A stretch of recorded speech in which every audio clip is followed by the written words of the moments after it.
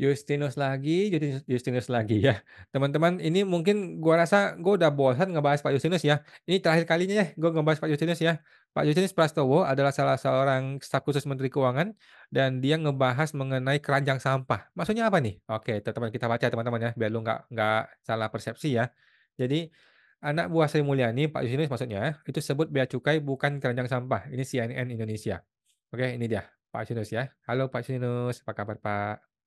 By the way gue belum pernah ketemu Pak Justinus ya, dan banyak orang bilang dia orang baik sih ya. Nah, cuma belakangan mungkin agak stres ya karena kemarin waktu waktu pemilu sempat sampai mau resign dari Twitter. Nah, staf khusus Menteri Keuangan bidang komunikasi strategis Justinus Prastowo menyatakan ya, DJBC ya, bea cukai teman-teman ya, bukan keranjang sampah. Sehingga semua permasalahan ditimpakan ke bea cukai. Menurut gua ini nggak perlu teman-teman, ini hal yang tidak perlu dibahas seperti ini karena lagi-lagi dia mau membela diri, mau defensif seolah-olah memang yang, jangan semuanya kami yang salah dong gitu ya. Menurut gua seorang pejabat tidak perlu seperti itu ya. Seorang pejabat kalau emang dikritik orang, ya udah dikritik aja, diterima aja kritikannya itu, gitu aja, gitu. Pernyataan Prastowo ini untuk merespon beberapa kasus viral barang kiriman dari luar negeri yang melibatkan bea cukai ya, antara lain sepatu kena denda 30 juta, barang hibah untuk sekolah SLB yang tertahan hingga kemasan paket mainan robot impor yang rusak dan sebagainya ya. Pak Yunus bilang gini, "Kalau saya meminjam perkataan Yang Mulia Hakim MK Pak Saldi Isra waktu sidang MK itu bukan keranjang sampah. Saya juga ingin mengatakan bea cukai itu juga bukan keranjang sampah, yang seolah semua hal masalah bisa ditimpakan ke bea cukai begitu saja," ujarnya di DHL Express Distribution Center ya. Jadi, Pak Justinus ini sampai datang ke DHL loh, hanya untuk menyelesaikan masalah tersebut ya. Gua nggak ngerti masalahnya apa, eee menurutnya, ada banyak pihak terlibat dalam hal proses pengiriman barang dari luar negeri selain bea cukai.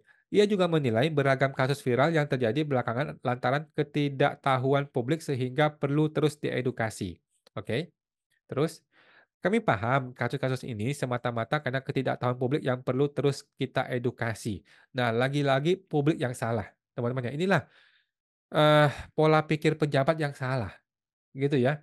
Jadi lagi-lagi seolah-olah gara-gara ketidaktahuan publik, kemudian terjadi masalah. Bukan gitu, Bos, ya. Elu selama ini sebagai pejabat sudah ngapain aja untuk mengedukasi masyarakat? Itu pertanyaannya, gitu loh. Para pejabat di bea cukai ini selama ini sudah ngapain aja untuk mengedukasi publik? Itu yang penting, gitu loh. Bukan masyarakat tidak tahu kemudian disalahin gitu loh ya. Mohon maaf ya Pak Sinus ya, itu hanya pendapat ya. Ia menjelaskan tak semua barang dari luar negeri itu dibongkar dan diperiksa isinya. Oke, sebab bea cukai sangat selektif untuk melihat fisik barang. Hanya barang yang dicurigai saja yang diperiksa dan itu pun dilakukan oleh perusahaan jasa titipannya. Sebagian besar barang itu tidak perlu dilihat fisiknya. Nah, gua rasa teman-teman ya, pernyataan seperti ini seharusnya bukan Justinus yang ngomong, bukan Sri Mulyani yang ngomong, tetapi pihak bea cukai yang ngomong. Nah, inilah jadi gua rasa pola kerjanya si Sri Mulyani begini caranya nih ya. Jadi yang mesti ngomong ini adalah orang teknis, yaitu orang bea cukai. Tetapi kenapa pejabatnya harus pansos? Ya mohon maaf nih Pak Yustinus ya, kenapa sih pejabatnya masih pansos yang masih ngomong ke media sosial? Harusnya lu undang aja si bea cukainya ngomong. Karena mereka yang paham teknis, gitu loh. Biar dia jelaskan secara teknis. Jangan elu, kan lu bukan orang bea cukai, kan lu orang Kementerian Keuangan, Bos. Lu kan kantor lu di sono Menteri Keuangan, bukan di bea cukai, lu nggak tahu teknisnya, gitu ya. Nah, jadi, ini kebiasaan orang Indonesia, bukan maaf ya, kebiasaan para pejabat ya, ketika ada kasus yang ngomong itu adalah orang yang bukan di teknisnya, gitu loh. Akibatnya ya masyarakat jadi menilai lu pansos gitu loh, ini masyarakat menilai gitu ya. Sebagian besar tidak perlu dilihat fisiknya, kita hanya melihat dokumen dan dasar dokumen itulah yang kita proses. Dan selama ini urusan ada di PJT ya. PJT adalah perusahaan jasa titipan, oke? Eee, gua gua nggak ingat ya, apakah Pak Yusinus ada meminta maaf atau bea cukai ada meminta maaf, gua tidak ingat kata-kata itu ya. Tetapi ada minta maaf dari pihak sekolah, gitu ya. Dan menurut gua ini sangat miris sekali ya, di negara seperti ini, justru masyarakat yang minta maaf, tetapi pejabatnya tidak minta maaf. Sayang sekali ya. Eee Soal denda bea masuk hingga 1000%, Prastowo beralasan hukuman itu diberikan agar tidak ada importir nakal yang memanipulasi harga beli sehingga bea masuk yang dikenakan pun rendah.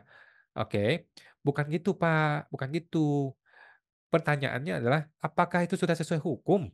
Gitu aja sih. Kalau udah sesuai hukum, ya udah gitu aja. Lu tidak perlu memberikan alasan, ini gara-gara importir nakal dan sebagainya, nggak perlu. Pertanyaannya hukumnya bagaimana ngomongnya. Kalau hukumnya sudah betul begitu, ya sudah begitu. Itu aja, gitu ya. Teman-teman media, bantu edukasi ke publik. Loh kok media mesti bantu ke publik? Lu pejabat, hei!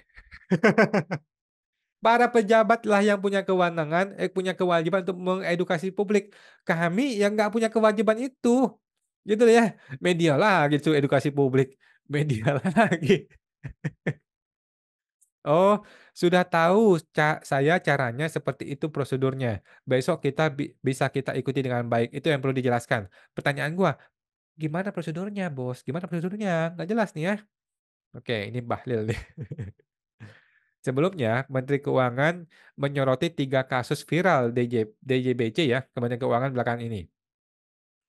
Bahkan wanita yang sering disapa Bu Ani ini ya, SMI, mendatangi langsung kantor KPU, Kantor Pelayanan Utama Bea Cukai Soekarno-Hatta. Ini kan pencitraan Bu, buat apa sih Bu? Lu bisa telepon, lu bisa via Zoom, ngapain sudah datang begitu, pencitraan Bu?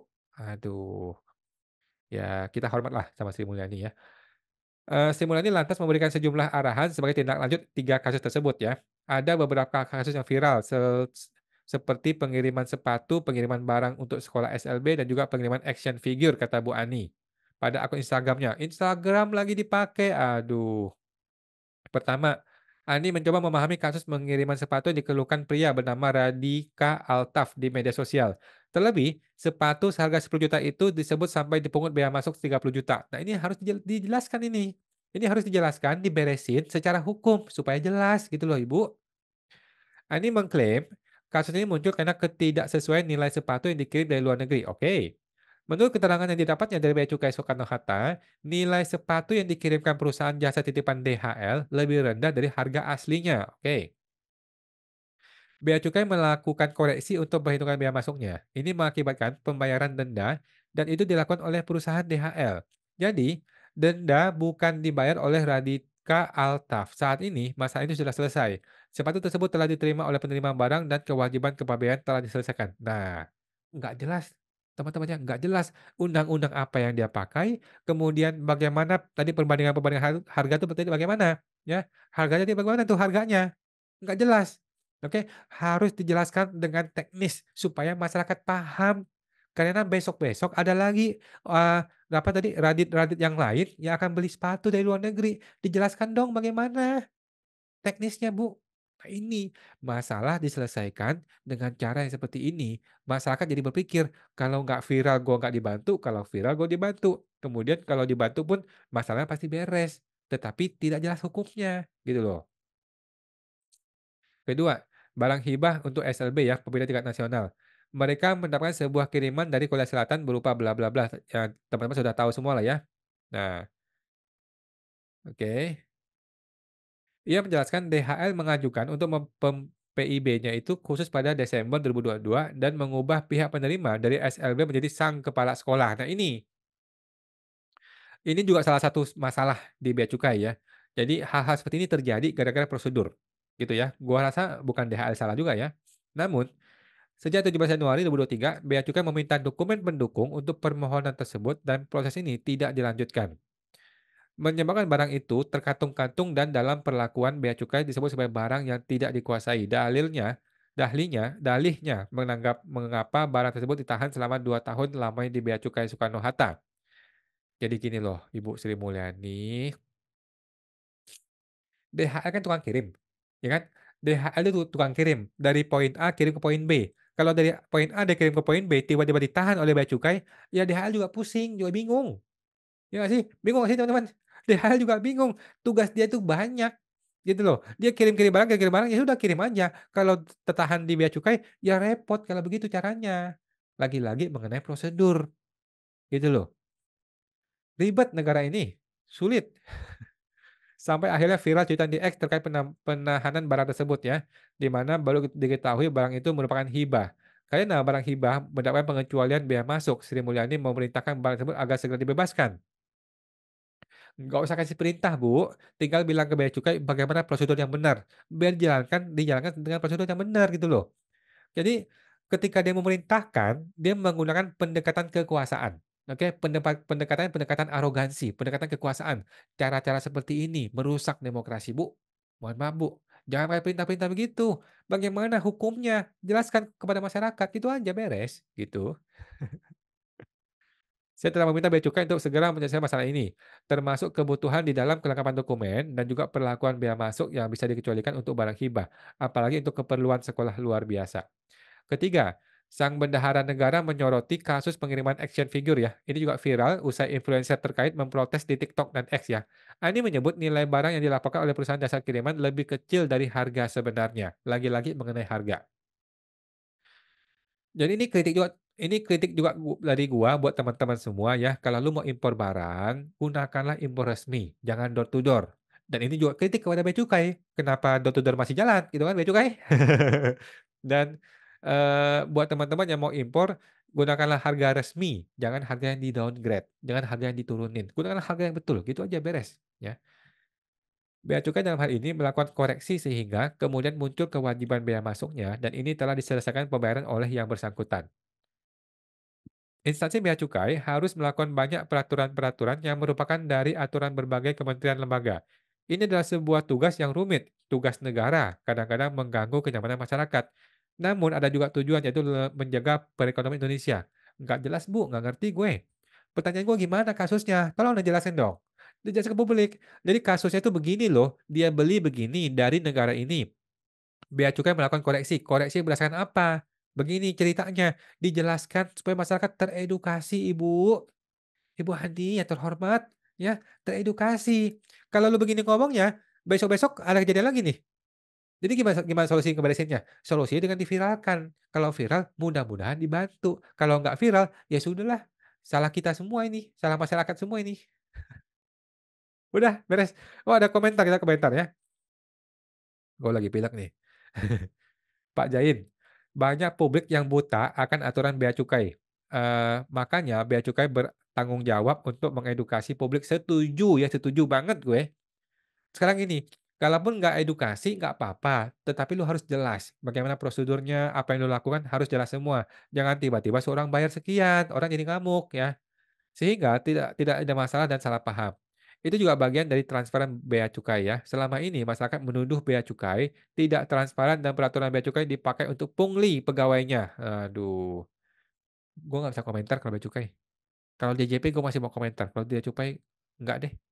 Ini yang terjadi kalau bea cukai mengatakan tidak, ya do something supaya tahu aturan bea cukai. Ada Bapak Ujang, "Halah," katanya, "hanya membela aparat yang korup malah sebetulnya membahas isu ini. Dari dulu juga tidak ada perubahan alasan cuma membela." Bapak Hamilton, "Emang dari dulu duane istilahnya tengil tengil dan tengik, kok pada aneh-aneh bahasanya nih. Cari mane yang bisa diduitin, mane ade yang namanya duane miskin ade juga pasti kaye-kaye dari zaman Rekipik nyampe sekarang." Apa sih nggak jelas nih. Oke, gitu teman-teman ya. Jadi anyway, thank you buat Sri Mulyani sudah menyelesaikan masalahnya, thank you buat Pak Yosinus sudah selesai masalahnya, thank you buat bea cukai juga sudah selesai masalahnya, dan selamat buat teman-teman yang sudah beres masalahnya itu ya. Dan kita lagi-lagi mengkritik ya, negara please jangan nunggu viral dulu baru diberesin. Yang kedua, kalau mau ngeberesin masalah, jangan diam-diam dan tidak transparan, tetapi dibuka untuk umum dan transparan supaya kami teredukasi, masyarakat ini menjadi paham, "Oh begitu ceritanya, begitu kasusnya." Dan kami jadi paham teknisnya. Gitu Bu ya, dan Bapak-bapak semua, terima kasih semua ya, semoga terbantu.